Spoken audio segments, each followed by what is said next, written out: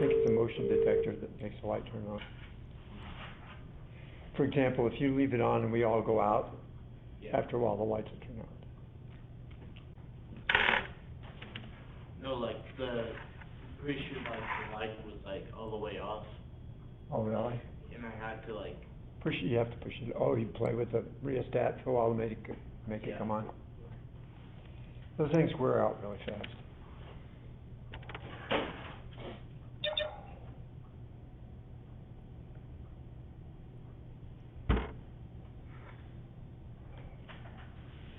You get to see Post today, I think they got their camera fixed, finally, we don't have to look at a wall anymore.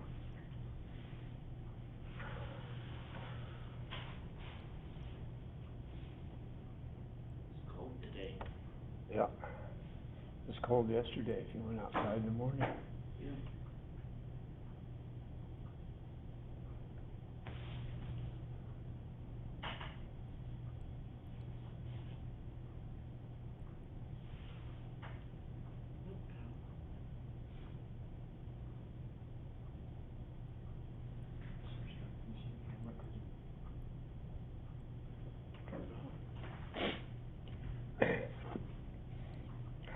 Anybody know where Miss Bliss is?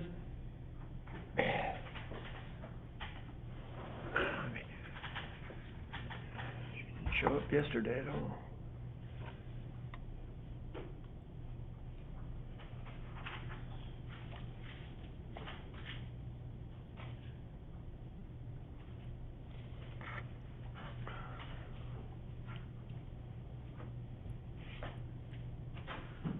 What PowerPoint are we on? Well, we're done right now until we take the exam. We'll take the exam on Friday, so all we're gonna do today is go down the keywords and you identify things you don't know that you need help understanding, and otherwise we'll just do a little bit of a study session, and if everyone gets bored, we're gonna get up and walk out.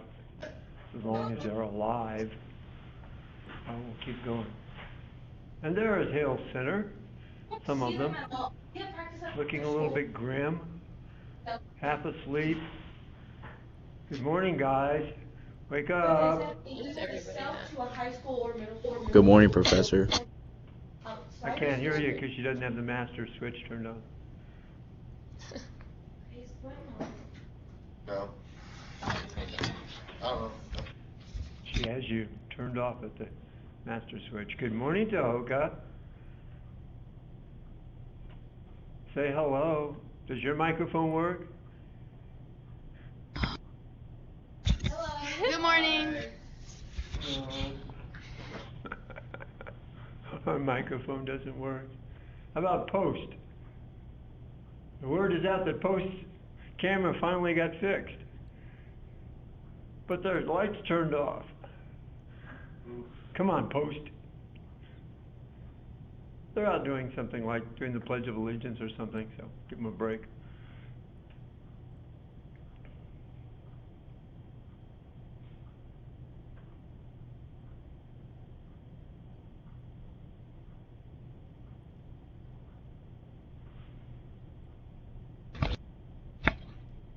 Good morning. Just go closer to me. Good morning. Good morning from Tahoka. Well, according to my class recording, we finished everything we need to finish leading up to the exam on Friday. Hallelujah, look who showed up. Thank you for being here. Thank you for being here. We're not being critical of today, we're being critical about Wednesday. I mean Monday.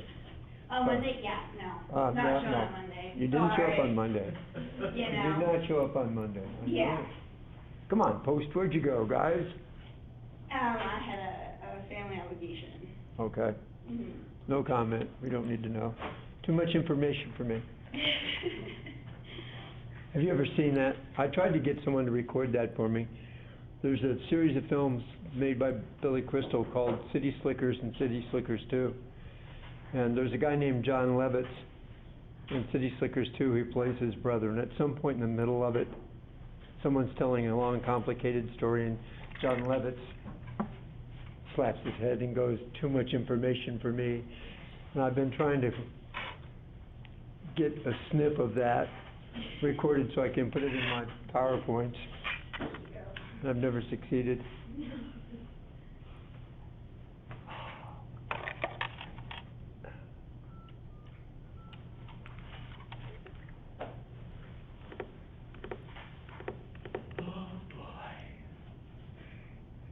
As far as I knew yesterday after visiting Post, their machine was working, but I don't see them. Yeah. Okay. I guess they're out front doing their exercises or something. Okay. Okay. Thank you. Bye. Yeah, I guess Principal Crow has them out there doing their calisthenics in the morning. Do all of you guys do calisthenics in the morning? Hale Center, do you guys get out in front of the school and do your calisthenics in the morning? Your exercises? Tahoka, how about you guys? Do you do exercises in the morning? I think we ought to start that again. They cut that off some years ago because they thought it was, I don't know, unfair to children or something. I think it's a good idea though. Especially when it's snowing, you can get out there and do your exercises. That's what we did in the Marine Corps. We did what we called the daily dozen every day. Sometimes it was really painful. I have a special set of exercises now that I do. It's finger dexterity. So I can type more quickly on the computer. Okay, what we're doing today is review. And review means that you have to participate. You have to ask questions and challenge each other. You guys want to do it school by school? One school throws a question at the other school and see if they can answer it? Does that sound like fun? Okay, off the keywords. Who's got a question? I think we need microphones turned on.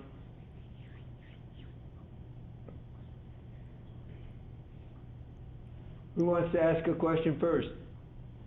Toka, do you have a question?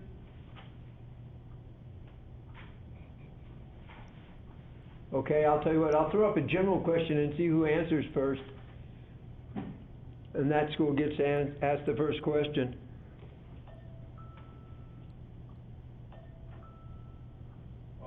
Uh-oh. What? Their mics aren't working. I'm getting texts from somebody from some school. Tahoka microphone isn't working. We'll display answers on paper in front of the camera. Outstanding. Good thinking, Tahoka. Good thinking. Okay. Of the Federalists and the Anti-Federalists, which group believed in a constructive interpretation of the Constitution? Who believed in a constructive... Federalist! The Federalist. Someone in Hill Center is trying hard to answer. Write it on a piece of paper and put it in front of the camera. The Federalist. Federalist. Nobody from Tahoka answering the question? Hello? Write it down. Put it in front of the camera. What are they trying to say? Federalist. If your mic's on. This is incredible.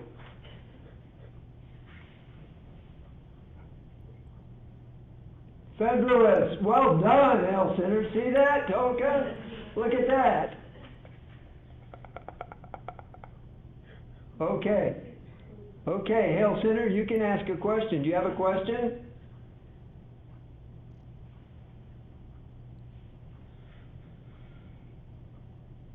Okay, since you guys don't have mics, let me throw questions at you. Hello? Hello?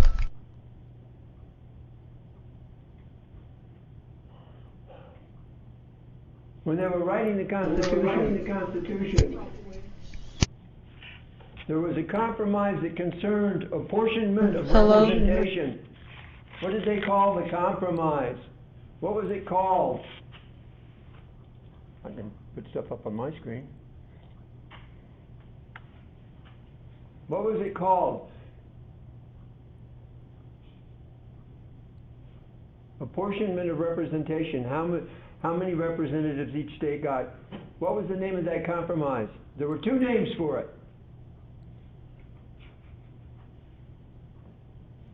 Nobody? Nobody in this room? Come on, come on, come on, come on.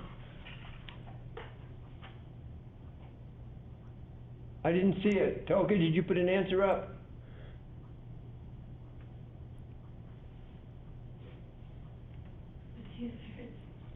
Indirectly correct, but the one that was overall, that was about one specific subject. Okay, since you put that answer up, what specifically did that compromise concern? What specific issue? You're right, it had to do with apportionment of representation. But what was the dirty word that it had to do with?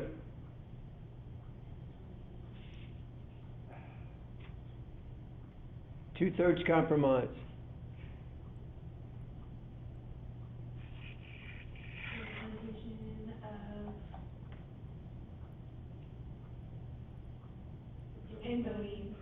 Well, actually it was representation of how many representatives you've got in the Congress.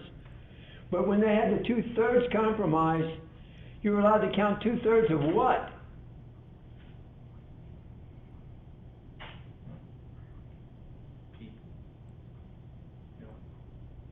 Yeah, they were people, but they were a particular kind of people. Good morning, Post. It's so wonderful to see you. Long time no see.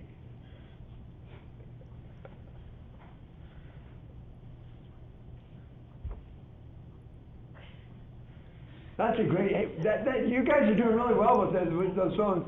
Yes! Hail Senator wins it. Look at that. Did you see it, Toka? What's that? What? This is fun, I like this. Post, we're playing Answer the Question. You guys get in on it. Does your mic work? Give your mic a try. See if you get a mic that works. Hello? Testing 1, 2, 3. Hello, hello, hello. Maybe the master mic is turned off. Hello, hello, hello. Okay, yeah, the two-thirds of compromise had to do with counting slave population in with your general population. But the overall compromise about how representation would be handled, remember, for the Senate, every state was the same, and for the House of Representatives, it was proportionate to your population, and that was called the Great Compromise or the Connecticut Compromise.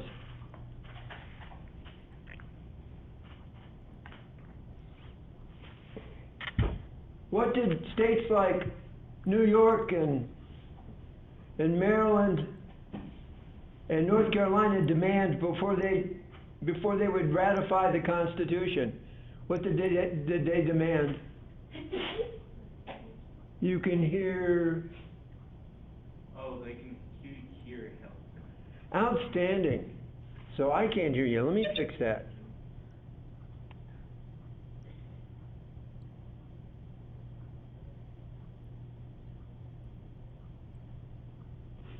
Earth calling Hail Center. Give your mic a try. No, don't restart it. Hello? I can hear you. Hallelujah, it's fixed. Okay. Somebody in my office turned the volume off. Isn't that wonderful? The little grimmies that come in here. Thanks for that help there, Tahoka. If you hadn't mentioned that, I wouldn't have caught on to that. How about post? Is your mic working now? Give it a try. I can't believe all the shy people. When I was down there, they were all grabbing donuts like Yes. nobody's business. Outstanding. There you go. Yeah, it's loud. I have it turned up. This thing's going wacko. Now it's got full volume. Oh, what's wrong with it? When I push the control, it just keeps going. It's kind of like the window on my truck. You hit the down window and you want it to go down a little bit and it goes down all the way. That's what the volume's doing. Well, they promised us new equipment 2 years ago and they say that they are now working on it. They've got it, they're working on it, so pretty soon now we ought to hear from it. Hello there, Region 7. They can hear us, by the way. So if I say anything bad for them, all the cameras may turn off or something. Okay. If anyone's got a specific question, throw it at us, because that's all we're doing for the rest of this class period, is getting ready for that exam. And I want to point out to you that I will be in Collaborate Ultra at 6 o'clock on Thursday night. I'll actually be on there at 6 o'clock tonight as well for some classes that are doing it on Thursday, not you guys. Can you jump on that one? You can jump on that one if you want. Join in any time. It's a free-for-all. And sometimes it's fun. Sometimes it's beyond boring because there's only 2 or 3 people there. But usually it's fun. What? There was a lot last time. Yeah. Sometimes I have over 100 students on it at one time. That's a riot. What's going on in post? You all huddled up in the back of the room like you're freezing to death. Did Mrs. Crow turn the heat off again? Not. Yeah. She runs that school with an iron fist.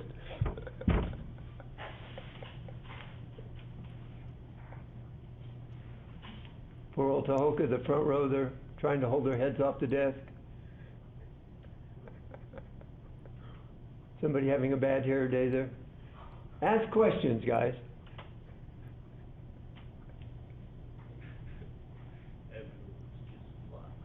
If you have a question, come up.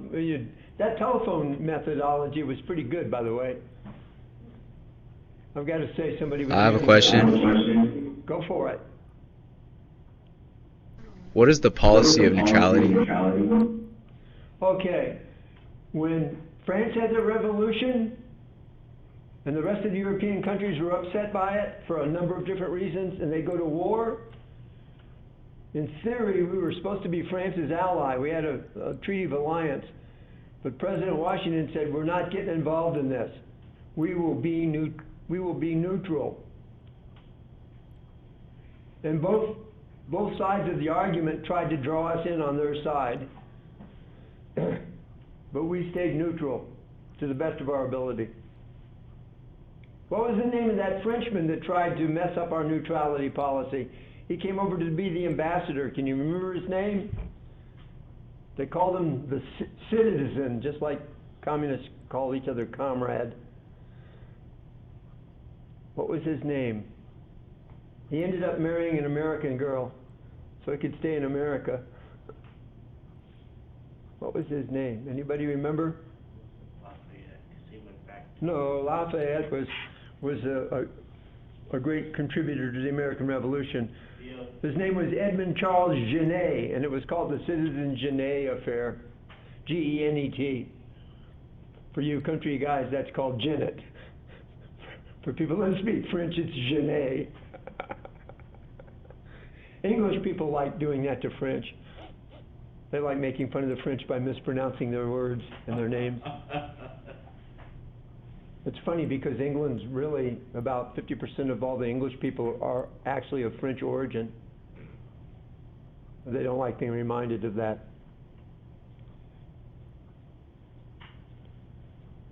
So what was it that New York and Maryland and North Carolina demanded in exchange for ratifying the Constitution? What did they demand that be written? And it was written right after they ratified the Constitution.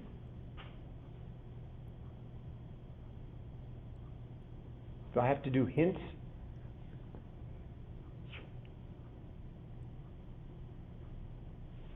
Can you repeat the question? Okay. When they were in the process of ratifying the Constitution, in other words, it was written and it was going out to the different states to get them to ratify, that's to vote for it, in favor of it. And several states said, we won't ratify unless you do something. Unless you write something. What was it they wanted them to write? And right after we get the Constitution in effect, we do write that thing. And you should all know this when you take government, maybe by heart. And we argue about it in the Supreme Court all the time.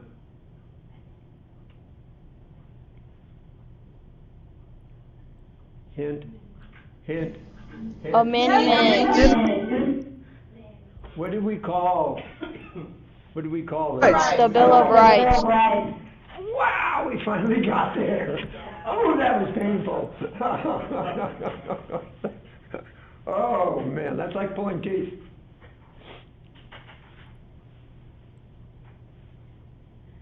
When George Washington was president, John Jay made a treaty that determined some of our borders temporarily. It was called Jay's Treaty.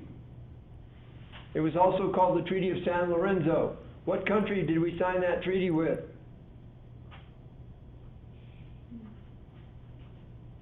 We only have two border problems, so it's got to be one of two countries. It's either our northern borders or our southern borders.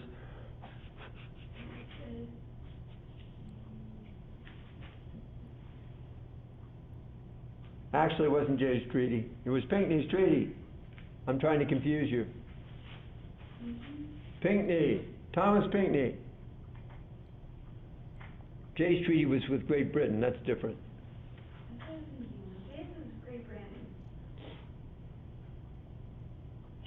Great Britain. That was Jay's Treaty. You're right. What was the Treaty of San Lorenzo about? What country did we sign that with? Remember, nobody liked Jay's Treaty because we didn't get everything we wanted.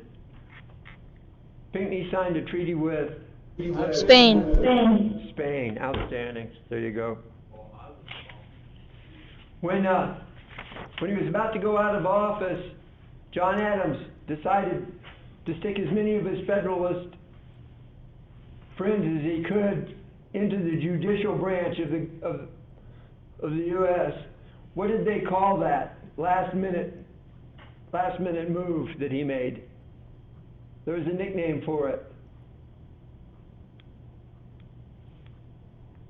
Just remember what happens to Cinderella's pumpkin at a certain time, or to her coach at a certain time.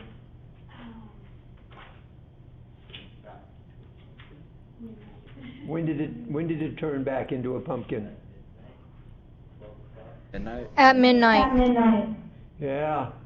So what was the name of the action that he did, sticking all those judges, or all those people into the judicial branch at the last minute?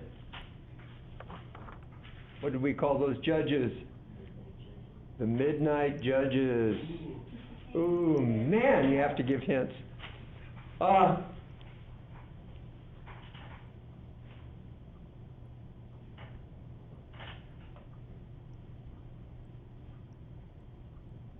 There was a young Navy lieutenant named Stephen Decatur who went and burned an American warship and became a great hero for doing it. Who were they fighting against when they did this? Would you when do you get a medal for burning one of your own country's warships? Who were they fighting?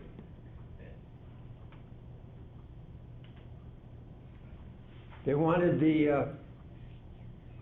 didn't want this country to get to use our warship against us. Who were the people they were fighting? It was when Thomas Jefferson was president. It wasn't a big country, it was a little country. For all you guys that are going to join the Marines, I bet there's not many out there. It's part of the Marine Corps hymn. From the halls of Montezuma to the shores of Tripoli. Tripoli, we're fighting the pirates of Tripoli. The Barbary pirates. That was during the Barbary Wars. Can anybody tell me one precedent that was set during the Burr treason trial? Wait, who burned the ships again? Stephen Decatur. And later on he'll become a famous naval captain in the War of 1812, and he'll capture a British ship during the war. And then after that, he's going to go back and visit the Barbary pirates, this time to Algiers, and he's going to bombard the city of Algiers as a Commodore. So he really got to know the Barbary pirates very well.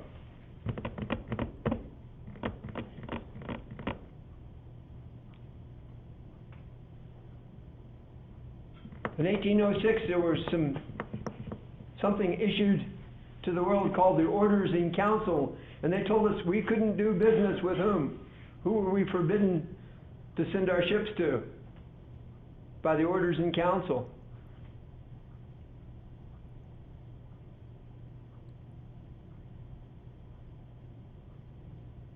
Hint. Britain. The Privy Council was British, but who did they tell us we couldn't do business with?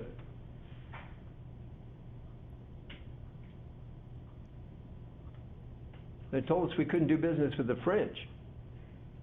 And the French issued decrees that told us we couldn't do business with the British.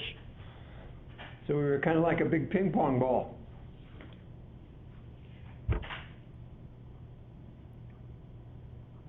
In 1807, to punish somebody for an incident at sea, we announced the embargo of 1807. What was the incident that happened? It was two ships got into it. Well, one ship fired on another ship. One country's ship fired on our ship and did damage to it. What country were we angry at for that? Who attacked our ship?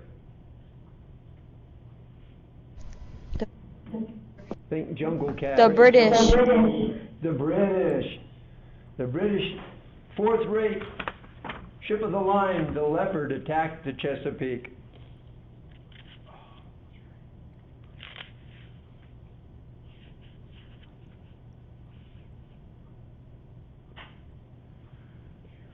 William Henry Harrison whipped up on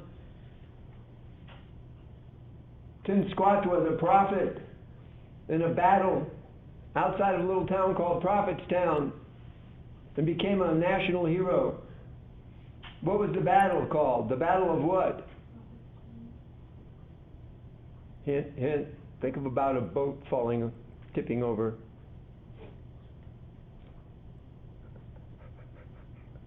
No? Come on, guys. Later on they named, that was his nickname, William Henry Harrison's nickname.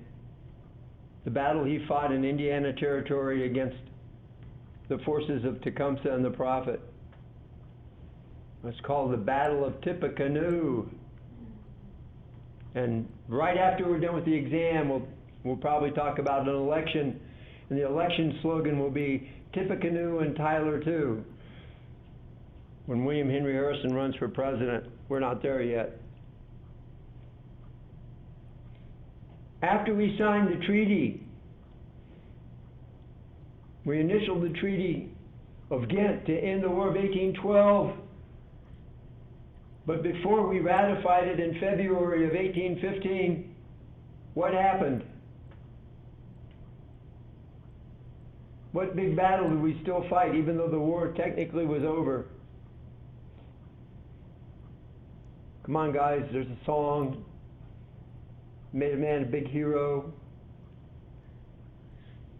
Made a man from Tennessee into a big hero. Thank you. Somebody in this room answered it. Somebody out there answered it. Post, wake up. What battle was fought on the 8th of January, 1815, the last battle in the War of 1812? If you don't answer pretty fast, I'm going to sing the song. You will really regret that. Boston Tea Party? No, God, no. Help me, I'm leaving, I'm going. I'm leaving.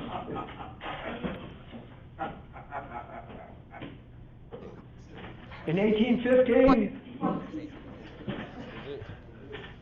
somebody tell me, somebody answer the question, please, please. The Battle of New Orleans. Thank you. I'm so grateful. I'll have to put away the poison pill. I don't have to commit suicide yet.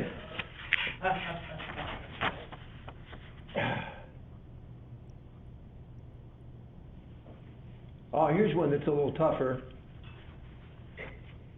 In 1814, earlier in 1814, Andrew Jackson fought a group of Creek Indians they called the Red Sticks and defeated them at the Great Bend in the Tallapoosa River in Alabama Territory. What was the name of the battle? He got promoted to Brigadier General in the U.S. Army as a result of that battle. Battle of Horseshoe. Think about a shape like that. What was the name of the battle? Come on, Tahoka. What was the name of the battle? Battle of Horseshoe Bay. Outstanding. Wonderful.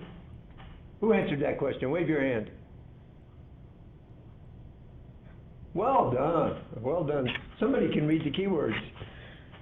Okay. What did the Rush-Bagot Treaty say that you could not do? It was a treaty with the British, and it said neither side could do something. What couldn't they do?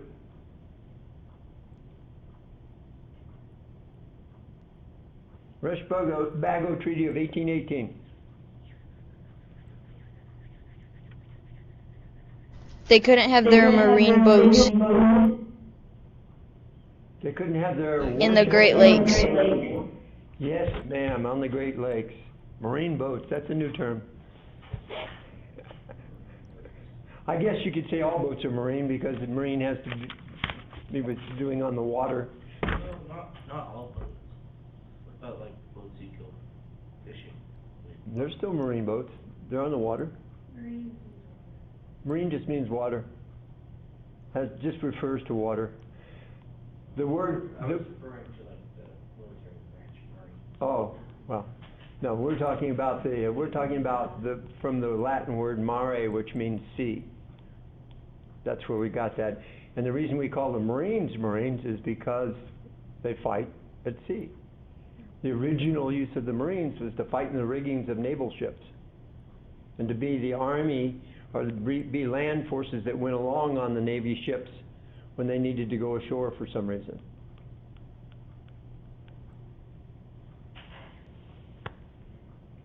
Does anybody out there have a question about anything? You guys know all of this stuff? Who was the president of the National Bank that got in the big fight with Andrew Jackson? Which Andrew Jackson, of course, won. Langdon Cheves was the guy that fixed the bank. When he fixed it, he turned it over to this guy. This guy was from New Jersey, went to Princeton. People thought he looked too much like an aristocrat. Biddle, yeah. Nicholas Biddle. Somebody from this room actually woke up and answered the question.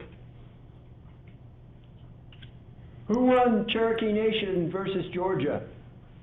In practical terms, nobody really won, but in practical terms, who won Cherokee Nation versus Georgia?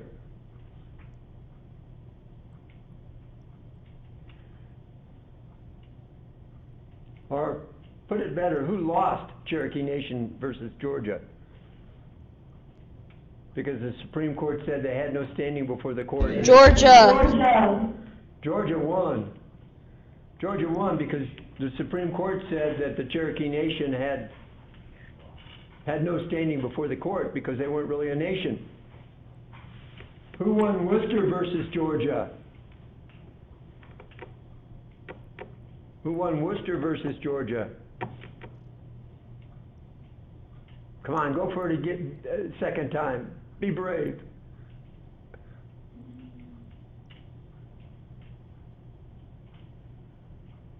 Who was Mr. Worcester? Mr. Worcester was an American citizen. And because he was an American citizen, he did have standing before the court. And he won the case. But it didn't matter because the president went right ahead with Indian removal. Andrew Jackson defied the Supreme Court, basically. Which is one of the big negatives about Andrew Jackson. What's another big negative? He destroyed the National Bank. And pretty quickly after he destroyed it, after he left office, so it wasn't his problem anymore. We had a terrible financial crash.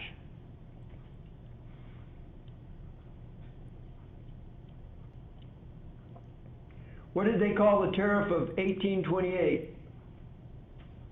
It was designed to embarrass John Quincy Adams, but it didn't. What did they call the tariff of 1828?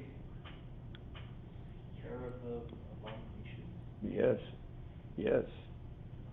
Somebody in this room got it. How about you guys? Nobody? Don't tell me nobody can say it. Tariff of abominations. Congratulations.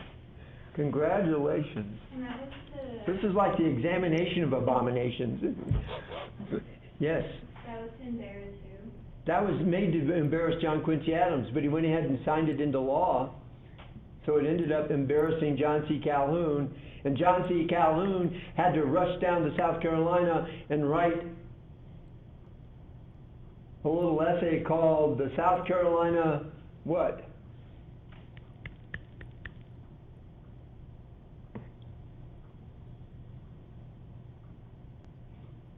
The South Carolina Exposition and Protest. And there was a dirty word that they mentioned in that that's going to cause a major crisis.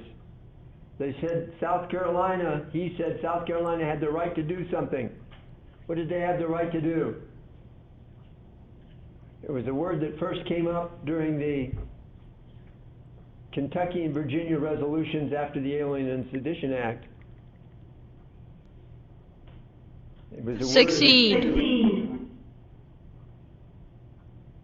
That sounds like an answer to the question, what is the meaning of life? 42. Yeah. What did they say that, they didn't say they could secede. They said the state had the right to do what? That's the name of the whole crisis. They had the right to nullify Reject the law. federal law. Yes, that's right. That's right.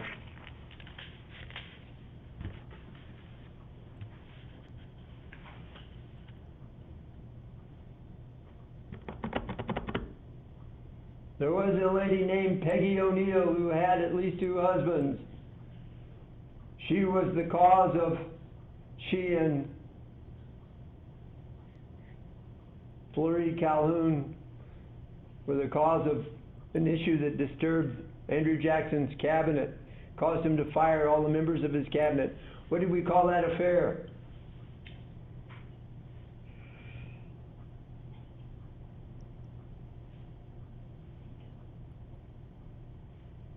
Gee, when I was a kid, we had a TV show named after it.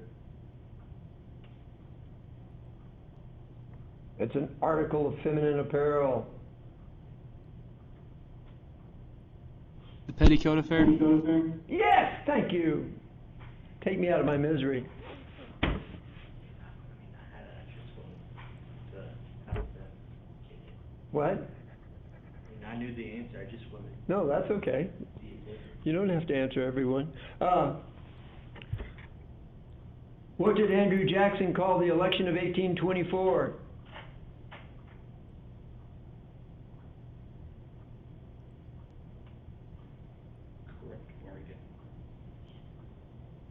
Anybody?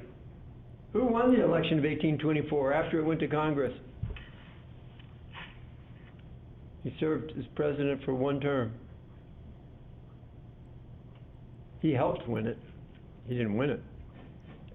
He wasn't a candidate anymore. John Quincy Adams won the election. And Andrew Jackson called it the corrupt bargain.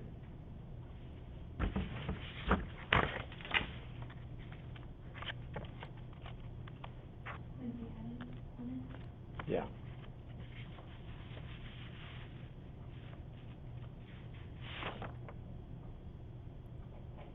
Okay. This will be a race because everybody will be able to answer it right away.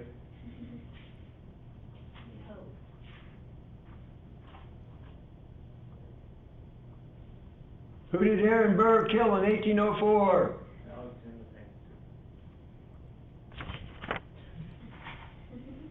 Oh boy, they are dead. It's true, they're not alive. Who did Alexander Aaron Burr kill? Hamilton. Alexander Hamilton, thank you. Alexander Hamilton. Outstanding. Thank you. Boston Tea Party. All right, everyone point at the person that just gave that answer. I want to know the guilty party.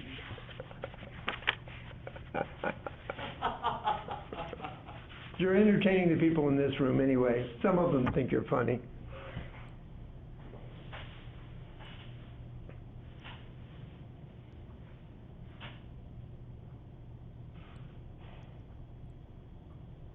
Here's something that didn't even happen in our country. It was called the Battle of Nations. It was fought in a place called Leipzig in 1813. Who was defeated? It changed things for us in America. Who was defeated in 1813? He had to run for it. He ran to Paris. Then he ended up on the island of Elba.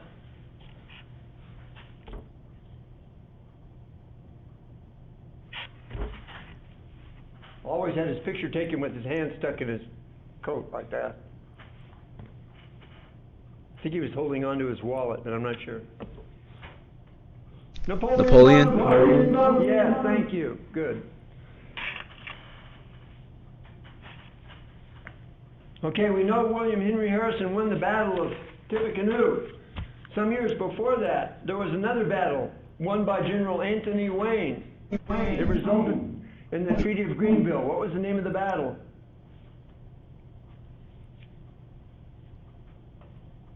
Boy, I have to give hints. What do you yell when you've chopped a tree down? The Battle of Fallen Timbers. Outstanding. Thank you very much. I thought someone was going to say, the Battle of...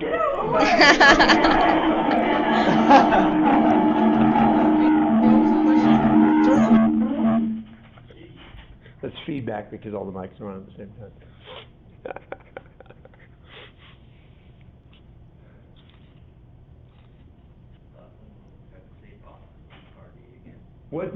What faction believed in a strict interpretation of the Constitution?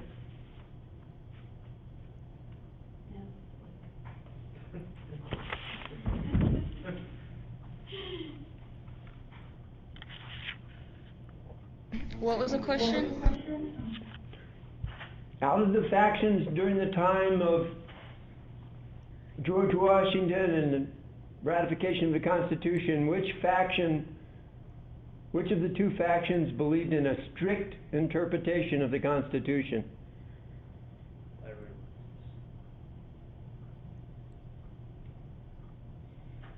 That's two of you.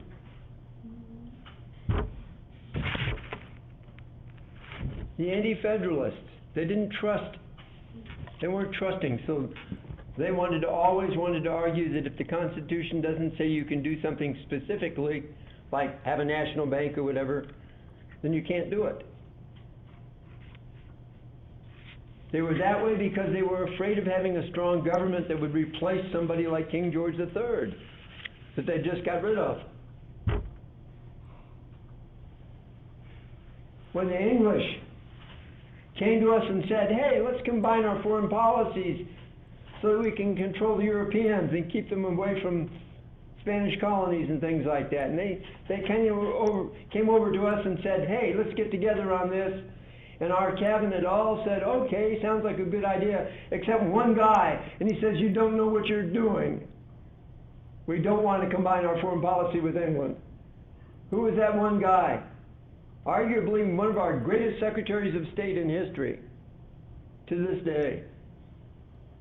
Wasn't a very good president, but he was a great secretary of state. Jackson. What's it, Thomas Jefferson? No. He also probably wrote most of the Monroe Doctrine. Henry Clay.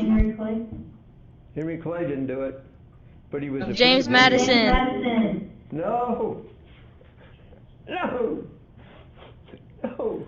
Who was the Secretary of State when Monroe was president? James Monroe. No. John Quincy Adams.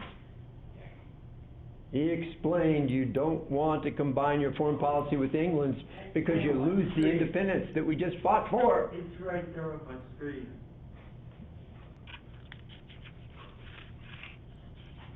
Some of the people in my room are having a meltdown. We'll get them counseling. I'm okay, I promise.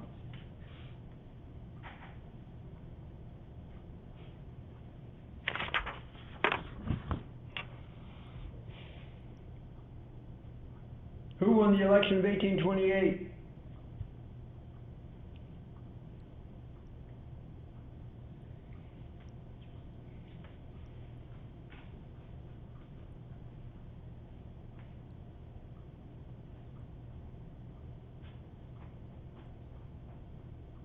He lost the election of 1824 in the corrupt bargain, but in 1828 he didn't lose. Quincy. No. Jackson.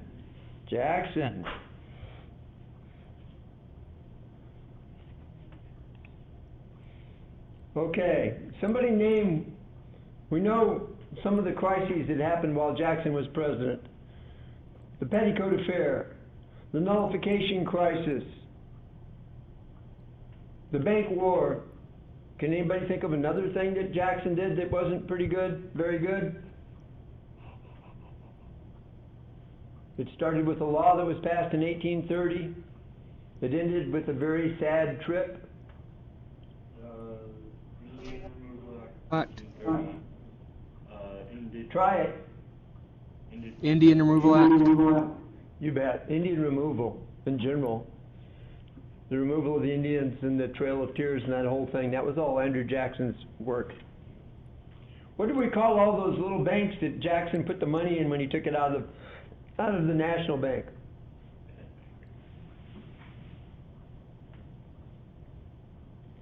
There were 23 of them. They're all owned by Democrats, by the way. Pet banks. The pet banks. The pet banks needed a leash. Some of them were really crooked. Okay, this is a little bit more subtle. We're running out of time, but we talked about the Industrial Revolution. Now,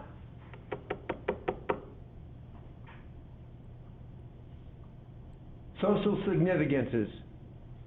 One was we had new wealthy people from big business. Tell me some other social significances. Who suddenly became more independent or had the opportunity to be more independent? Shame, shame, shame. There's a whole bunch of them sitting in all those rooms there. Some of them should speak up for themselves.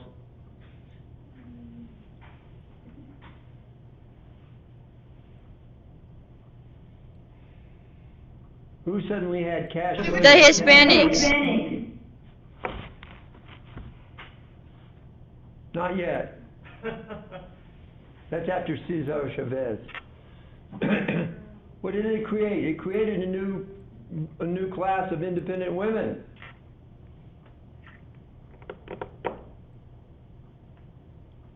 Is it the middle class? You're in trouble. I don't have to do anything to you. Word will get out. You'll be lynched by this afternoon by the female population of your school. Oh, no. Oh. Forget about going to the prom. You're not going to get a date.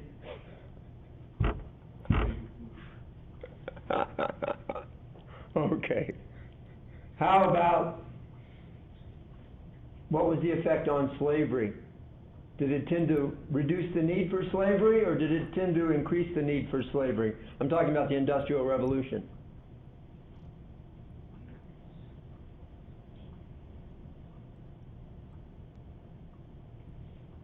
You're making more fabric, you're using more cotton. So what did it do? It increased slavery, increased the need for the use of slaves in the minds of the people that were producing the cotton. So that was a bad influence. Yeah, exactly. That was a bad influence.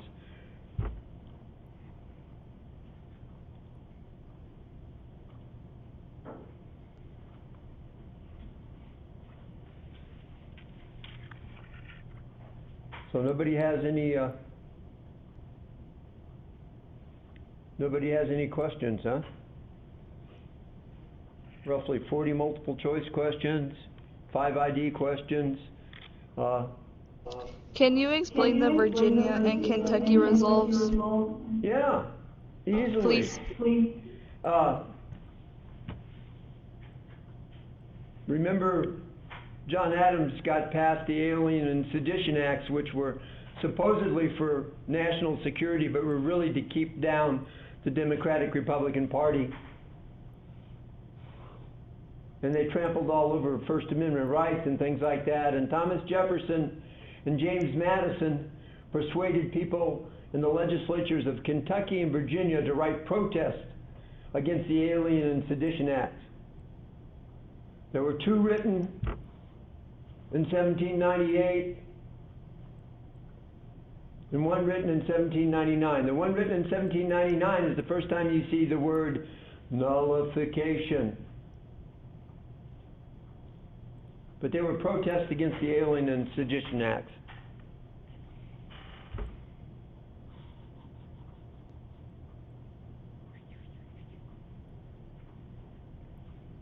Did that cover it for you?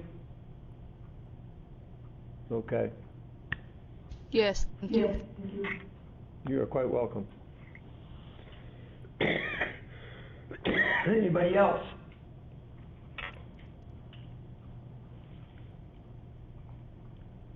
Okay, for those of you who wish to participate, I will be available.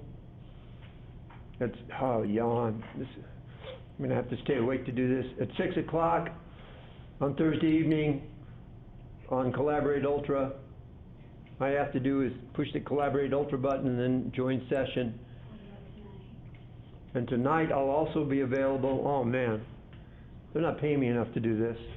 I'll be available for the people that are taking it on Thursday, so if you want to join tonight's session, you're welcome to, if you have a question you want to ask. I think I've had enough stuff. Say again? Is it at 6 as well? 6. Both times at 6 o'clock. And I'll just hang around as long as someone's got questions. Or until I fall asleep. Say again? Will you email that link like you did last time, or is it just on Collaborate? I will email you a URL. I'll send it out to you as an announcement, and it will come to all of your email accounts as well. As soon as I get it set up, I'll probably set it up at about 5:45, and I'll send out a message how to get there. That way you don't even have to go on to Blackboard, you just use the URL.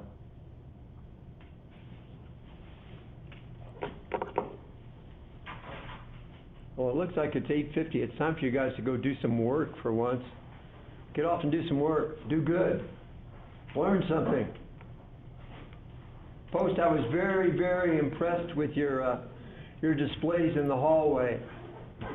I almost thought I'd entered a different country. I was looking for my passport. But I was protected by my bodyguard.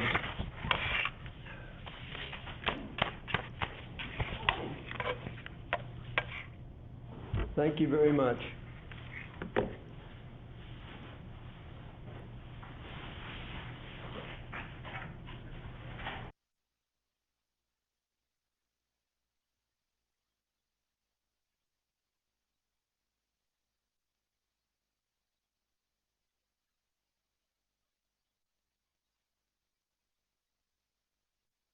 Yeah.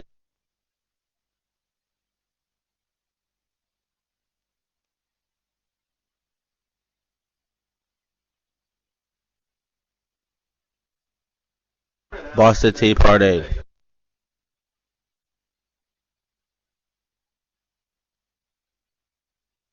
That was real funny, Doc.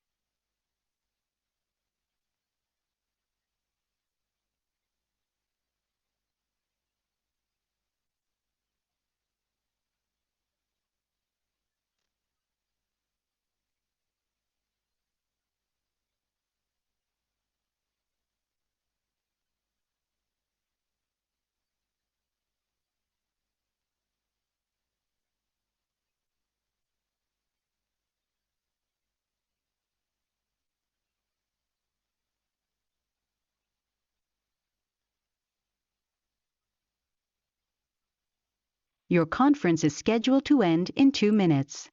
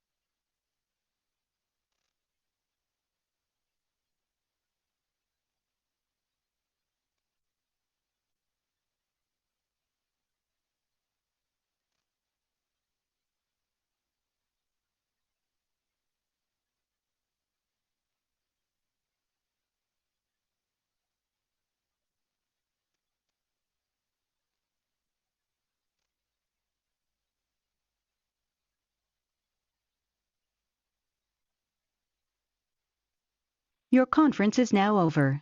Goodbye.